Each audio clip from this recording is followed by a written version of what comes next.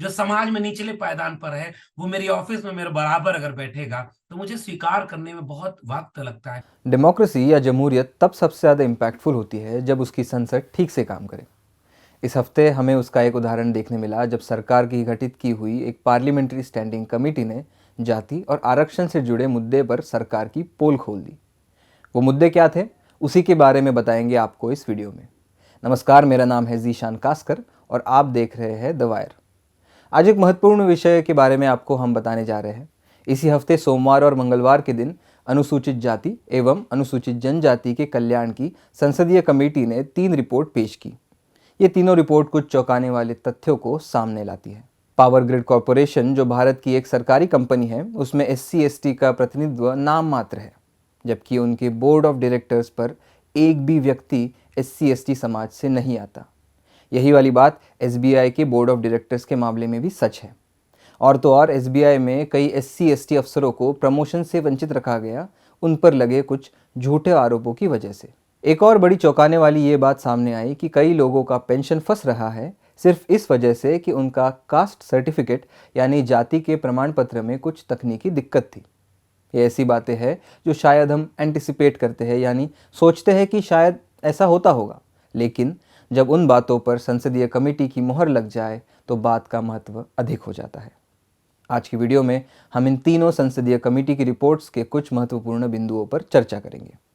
बात करेंगे कि कैसे भारत में, जहां पर एक तरफ सरकार आरक्षण को जाति से हटकर आर्थिक स्थिति के संदर्भ में देख रही है, वहीं दूसरी ओर सरकार की 2 बड़ी संस्थाएं SBI और पावर ग्रिड कॉरपोरेशन, दोनों के बोर्ड ऑफ डायरेक्टर्स में एक भी दलित व्यक्ति शामिल क्यों नहीं। पहले बात करेंगे power grid corporation of India से जुड़ी रिपोर्ट की।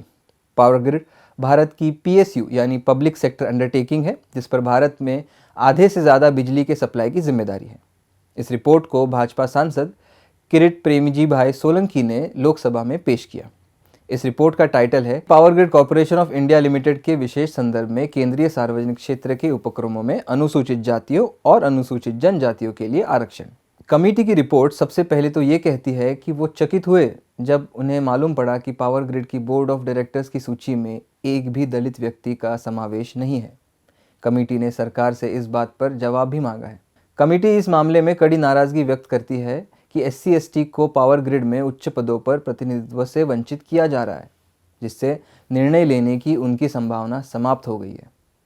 जवाब में सरकार कहती है कि नियुक्ति भारत सरकार के नियमों के तहत ही हो रही है, जिसके ऊपर कमेटी टिप्पणी करते हुए कहती है कि सरकार के जवाब से ऐसा मालूम पड़ता है कि सरकार इस मुद्दे पर गंभीरता से नहीं सोच रही।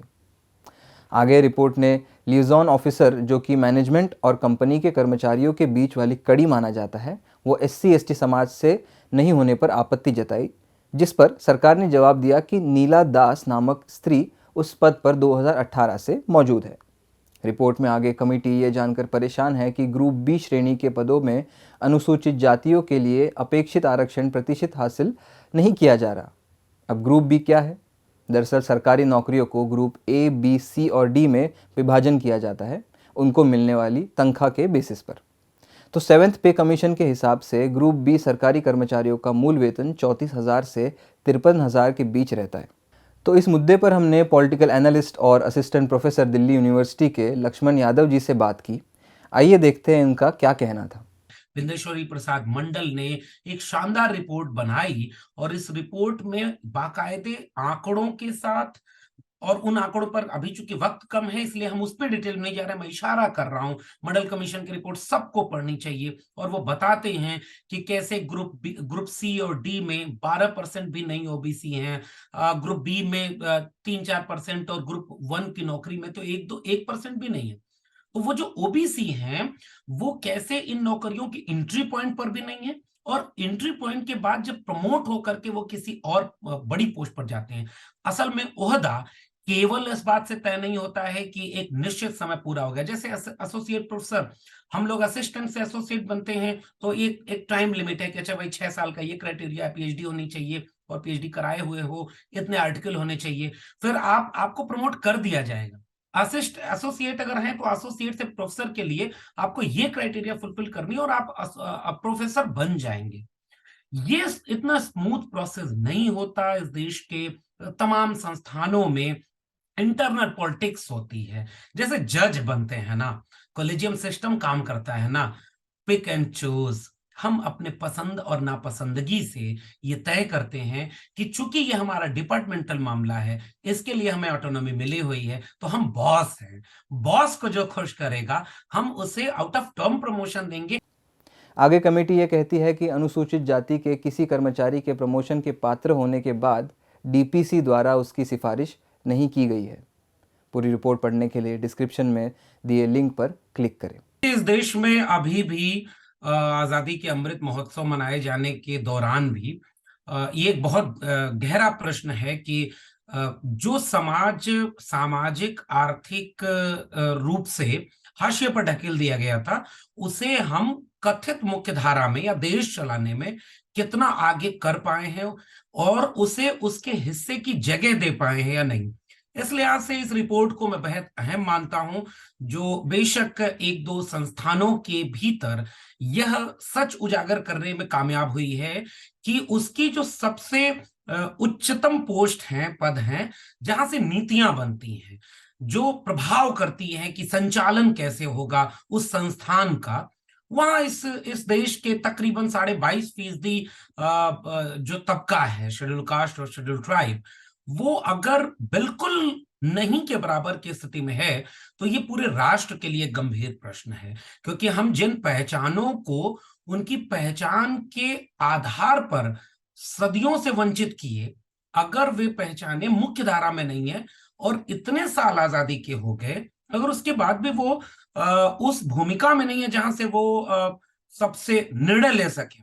अब यही बात अगर ओबीसी पर भी लागू कर दी जाए, माइनॉरिटी पर लागू कर दी जाए, यही बात पुरुष और स्त्री पर लागू कर दी जाए, तो ये, या भाषाओं पर लागू कर दिया जाए, तो इसी से तो एक देश बनता है। इसलिए मैं इस सवाल को बेहद गंभीर मानता हूं और मुझे लगता है कि राष्ट्र निर्माण का ये सवाल है कि हाशिए पर ढकेली गई हर पहचान को हमें ये देखना होगा, बार बार देखना होगा कि हम उन्हें उनके हिस्से की जगह दे पाए हैं या नहीं। और अगर नहीं दे पाए हैं तो इस एक संस्थान की रिपोर्ट को मैं ये चाहूंगा कि ऐसी हर संस्थान और हर पब्लिक डोमेन की एक रिपोर्ट बने, जिसमें राष्ट्र कम से कम आईने की तरफ पारदर्शी करके आंकड़े रखे कि देखिए भाई, 75 साल ने हमने इस लोकतंत्र में ये अर्जित किया है कि जिन्हें सदियों से पीछे ढकेला गया था, हम उन्हें बराबरी की जगह पर ला दिए। ये मैं इस रूप में देखता हूँ इस पूरी रिपोर्ट।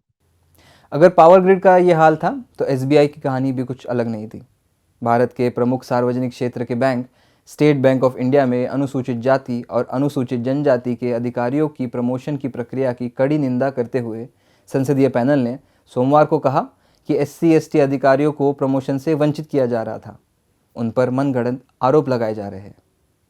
रिपोर्ट आगे कहती है कि chief manager, assistant general manager और जनरल मैनेजर स्तर के अनुसूचित जाति और अनुसूचित जनजाति के अधिकारियों पर उनके प्रमोशन के समय उनके खिलाफ फर्जी आरोप लगाकर प्रमोशन से वंचित किया जा रहा है, जबकि उनका पिछला रिकॉर्ड उत्कृष्ट रहा है और वे वरिष्ठ स्तर पर बिना आरक्षण के योग्यता के आधार पर प्रमोशन के पात्र हैं। सरकार ने अपने जवाब में कहा कि संग्रह के अनुसार अनुसूचित जाति और अनुसूचित जनजाति के अधिकारियों के लिए कोई आरक्षण नहीं है, जहां प्रमोशन चयन द्वारा होता है। सरकार के जवाब पर असंतोष व्यक्त करते हुए समिति ने मंत्रालय से पिछले 10 वर्षों में चार्जशीट किए गए और प्रमोट किए गए अनुसूचित जाति और अनुसूचित जनजाति के अधिकारियों का विवरण देने को कहा। कमेटी ने आगे सरकार से सवाल किया कि एसबीआई के निदेशक मंडल में कोई एससी/एसटी निदेशक क्यों नहीं है। यह गंभीर चिंता का विषय है कि Akhil Bharatiya state bank officers federation और Akhil Bharatiya state bank of India staff federation द्वारा प्रस्तुत नामों की सूची में अनुसूचित जाति और सदस्यों के लिए कोई प्रस्ताव नहीं है। एसबीआई कर्मचारियों की कुल संख्या की तुलना में ए कैटेगरी में अनुसूचित जाति और अनुसूचित जनजाति का प्रतिशत अपेक्षित अंक से काफ़ी नीचे है। इस रिपोर्ट को भी अगर आपको पढ़ना हो तो लिंक डिस्क्रिप्शन में दिया गया है। कि हम बतौर राष्ट्र कितने मुकम्मल बन पाए, हम बतौर समाज कितने समावेशी बन पाए। अगर हमारे पास आंकड़े नहीं होंगे, अगर हमारे पास तथ्य नहीं होंगे, तो हम ये समझ ही नहीं पाएंगे कि क्या ये एक सबका राष्ट्र या समाज है कि नहीं। इसलिए से भी आपका सवाल बहुत अहम है कि ये एक आईना है। आईना समाज का भी है, आईना हमारी संस्थाओं का भी है। मसलन दो तथ्य मैं इसमें जोड़ रहा हूं, चाहे वो एसबीआई का या इन दो संस्थानों का जो आंकड़ा आया है कि आप देखिए कि उच्च पदों पर ये बिल्कुल नहीं है। बहुत बहुत पुराना विमर्श है, लेकिन आज के समय में बहुत गंभीर विमर्श है कि प्रमोशन में रिजर्वेशन की मांग इसीलिए तो है। अब जैसे ही रिजर्वेशन शब्द आता है, बहुत सारे लोगों की भौहें टेढ़ी हो जाती हैं। बहुत नकारात्मक ढंग से इसे देखा गया। ये भी इस देश की बौद्धिक जगत ने एक ज्यादती की है इस देश के साथ, क्योंकि हम ये समझ ही नहीं पाए कि रिजर्वेशन की जरूरत क्यों पड़ी, रिजर्वेशन का कॉन्सेप्ट क्या है, हम क्यों इसे गरीबी उन्मूलन कार्यक्रम बना दिए, जबकि ये क्वेश्चन ऑफ रिप्रेजेंटेशन था, ये एक प्रतिनिधित्व का सवाल था। लेकिन जब जब ये बहस हुई तो हमेशा केवल इसको बदनाम किया गया। अब मेरे दो बातें हैं। पहली, आरक्षण जहां नहीं लागू हुआ, क्या हमने उन जगहों को समावेशी बनाया है? क्या जहां आरक्षण नहीं है वहां इस देश के schedule caste, schedule tribe, minority and OBC उतनी तादाद में जितने होने चाहिए? क्वेश्चन नंबर टू, कि अगर रिजर्वेशन आया तो उससे ये सारे लोग इंपावर्ड हुए कि नहीं? क्या उन जगहों पर ये लोग पहुंच पाए कि नहीं जो रिजर्वेशन ना होता तो बिल्कुल नहीं पहुंच पाते? विश्वविद्यालयों के कुलपति, विश्वविद्यालयों के प्रोफेसर, डिग्री कॉलेजेस के प्रिंसिपल, इन सबको सिंगल कैडर बना दिया। और मैं अपने विश्वविद्यालय का बार बार एग्जाम्पल देता हूं। 92 डिग्री कॉलेजेस हैं यूनिवर्सिटी ऑफ दिल्ली में। मेरा पूरा अंदाजा ये है कि एक या दो अपवाद छोड़ दें तो उन सभी में अपर कास्ट और एक ही तबके के लोग प्रिंसिपल बने। रजिस्ट्रार, पीवीसी, वाइस चांसलर, सब कौन लोग हैं जहां से डिसीजन मेकिंग होता है? अब ऐसे यूनिवर्सिटीज को आप बाकी जगहों पर भर दीजिए। आज ही केंद्र सरकार के लगभग, आज एक डेटा आया है जो संसद में रखा गया कि सेंट्रल गवर्नमेंट की तकरीबन 50 से 60% पोस्ट जो शेड्यूल कास्ट, शेड्यूल ट्राइब और ओबीसी की है वो वैकेंट है आज भी। तो ये एक आईना है, बिल्कुल आईना है कि हमने असल में बहुत शोर तो मचाया कुछ बातों पर, लेकिन जो बातें हमारे समाज को, हमारे राष्ट्र को बेहतर कर सकती थी, हमने उन्हें खुले मन से स्वीकार नहीं किया, हमें उन्हें अपमानित किया, उस पर बहस नहीं हुई। इसलिए हम एक बहुत विभाजित समाज में हैं और बिल्कुल उसी विभाजित समाज का आईना ये रिपोर्ट भी दिखाती। अब बात करते हैं संसदीय कमेटी की तीसरी रिपोर्ट के बारे में। यह रिपोर्ट अनुसूचित जाति और अनुसूचित जनजाति के लोगों के प्रति एट्रोसिटीज़ के मामले के संदर्भ में है। इस रिपोर्ट में ऐसा मालूम होता है कि अनुसूचित जाति और अनुसूचित जनजाति के कर्मचारियों को जाति प्रमाण पत्र के वेरिफिकेशन के नाम पर पीड़ित होने और उसमें अनुचित देरी का सामना करने की घटनाओं की संख्या में बढ़ोतरी हुई है। ऐसा कहा जा रहा है कि यह देरी जाति के सर्टिफिकेट वेरिफिकेशन की वजह से हो रही है। भाजपा सांसद किरीट प्रेमजी भाई सोलंकी की अध्यक्षता वाली स्थायी समिति ने कर्मचारियों को जाति प्रमाण पत्र के वेरिफिकेशन में देरी पर निराशा व्यक्त की। अपनी रिपोर्ट में कमेटी ने नोट किया था कि कर्मचारी के सेवानिवृत्ति के करीब होने तक वेरिफिकेशन की प्रक्रिया को रोका जा रहा है। यह अनुसूचित जाति और जनजाति के कर्मचारियों को परेशान करने के लिए संबंधित संगठनों और सार्वजनिक उपक्रमों के लिए मॉडस ऑपरेंडी यानी कार्यप्रणाली बन रहा है। कमेटी ने सरकार की उस प्रतिक्रिया को भी रिकॉर्ड में लिया कि सरकार ने समय समय पर राज्य और केंद्र शासित प्रदेश सरकारों को जाति प्रमाण पत्रों के समय पर वेरिफिकेशन के निर्देश दिए हैं, लेकिन यह नोट किया गया कि ये पर्याप्त नहीं है। इन तीनों रिपोर्ट्स को पढ़कर यही मालूम पड़ता है कि समाज में जाति के आधार पर ऊंच नीच अभी भी मौजूद है और इसी की परछाई हमें इन तीन रिपोर्ट्स में देखने मिलती है।